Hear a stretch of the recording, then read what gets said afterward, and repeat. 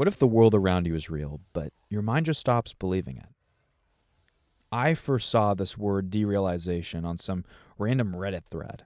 Someone was describing this exact weird feeling I couldn't name. They talked about the world feeling like a painting, like a thin film separating them from everything else, and it just clicked. For the longest time, I thought this was just me zoning out, that everyone gets that feeling where the world just glazes over, like you're watching a movie of your life instead of living it. But this was different. It wasn't about being distracted, it was about the world itself feeling hollow, like the volume on reality was turned down. And here's the thing I started to realize. This feeling, it's not random. It's not a sign that you're broken. More like your brain putting a filter on everything because reality just feels a bit too sharp. I'll give you an example. The other day, I was sitting in my room, and this memory hit me out of nowhere. I was 4 years old again, swimming in my aunt's backyard. The sun was warm, the water was cool, and everything was just so simple. That moment, it felt more real than the chair I was sitting in. And that's what was strange about it.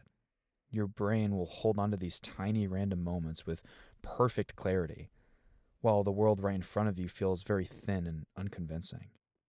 It reminds me of playing Dark Souls a few years back. You're in these huge places like Anne Orlando, but everything's quiet and empty. It looks grand, but it feels distant, like you don't belong there. And even though you're standing right in the middle of it, you're surrounded by these castles and fallen gods. It just makes it all feel like a dream you can't wake up from.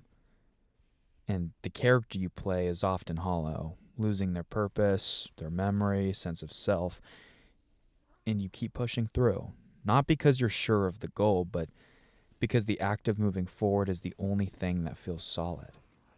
And you don't really get the full story in these games. You usually just get fragments. It's kind of like finding an old ring with a description that gives you a clue to a tragedy you'll never fully see. You're just moving forward, not because you know where you're going, but because stopping feels worse. The not knowing is the entire point, and I think that's the connection.